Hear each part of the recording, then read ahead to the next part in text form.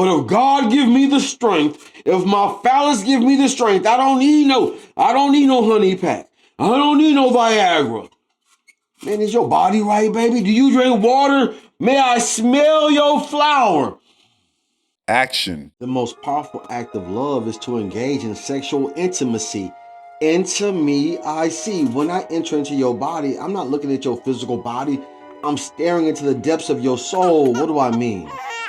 I want you to have my baby. When I say the act of intimacy, baby, I'm trying to fall in love. And if I love you, then I don't want to penetrate you and have you walk away without carrying my seed. I don't ever want to lose connection with you or the child that we created. Damn, this is the eternal connection, men and women falling in love with the essence of humanity. Your womb was designed to carry my son or my daughter or however, right? Like, this is what love is. The act of making love is to procreate. Anything other than that, like if I penetrate you and you orgasm and we have a nice sweaty time and that's all there is, then what the hell is that? Except for some extended masturbation that didn't create a nation. And God told me that I could have a family the size of Abraham. You know, Father Abraham has many sons. Oh shit. I have 4 sons. And I hope that my lineage is as innumerable as the stars in the sky. And there are more stars in the sky than there are humans on earth.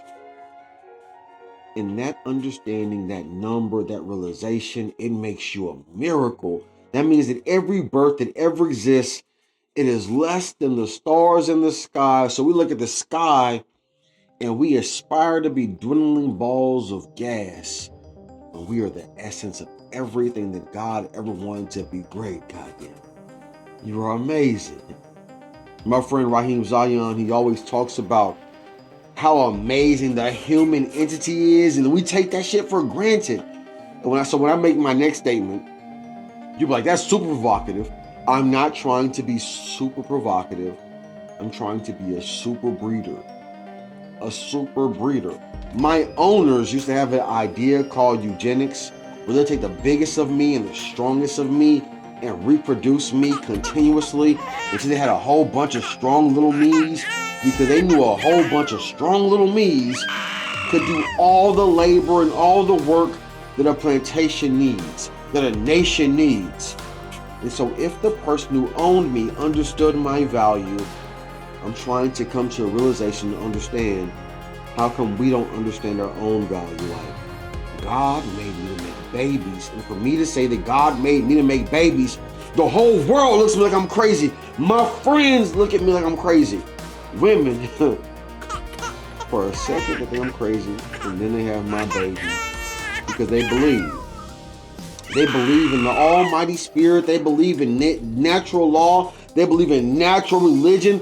They believe in taking dick. Oh my God, they believe in taking dick. I'm trying to fuck your body and your pussy and your mind continuously and effectively until you're receptive to carry this child to term. You might experience postpartum depression. Hell yeah. Like, what the hell did I do? You was a woman. You were a vessel for life. You did the most revolutionary, powerful thing that any person could ever do. And so I'm trying to be the most premier breeder on this side of heaven that God has ever created. Why? Because y'all don't value life. And you're telling me, nigga, what you gonna do with 33 children? We's baby kids. We don't die. We multiply. What, man? Everything that I say has an emotional connection to me. I mean, Robin Harris was a phenomenal comedian, and my uncle was a phenomenal man. And he said, we don't die, we multiply. We don't die, we multiply. That's the essence and the spirit of being a revolutionary, of being a human. We don't die, we multiply. This is the ethos of what it means to be a person. Oh, God damn. Don't you love you? If you look in the mirror every day and you be like, man, I don't love myself, then that might be the reason why you don't want to reproduce. But every time I look in the mirrir, honestly, and when I'm not looking in the mirror, I see my children, I see all my 4 sons, I see their faces, I hear their voices, and I'm living in one of the most hardest times of my entire life. I'm separated from my babies. I am. But the fact that I'm separated from my children doesn't change facts. They're my children. I love them, and I love their mothers. And it's not even in like reverse order.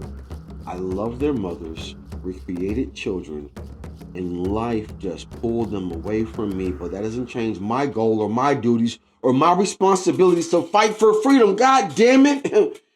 If 2 women disagree, then goddamn 35 others will agree with me. I'm trying to be the most premier, prestigious breeder of life this side of Solomon. Because Solomon, that's a bad motherfucker. Solomon, a bad motherfucker. I don't have 1,000 concubines. I don't have multiple hundreds of wives. I don't have that right now at this moment. But if God give me the strength, if my phallus give me the strength, I don't need no honey pack. I don't need no Viagra.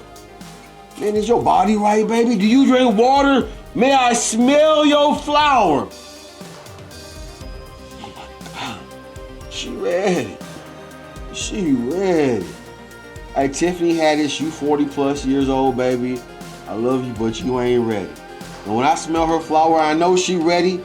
Then it gives me the ability and the idea to think about how we make America the most powerful nation that's ever existed in the history of the world.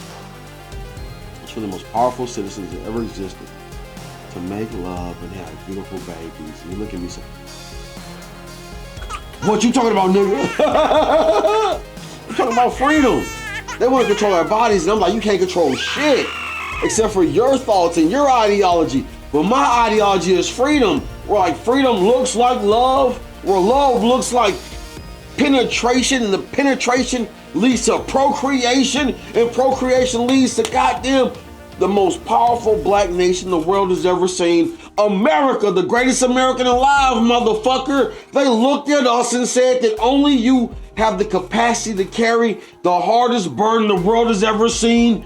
Slavery, and then integration, then from integration, modern day segregation, to goddamn it, my womb is the...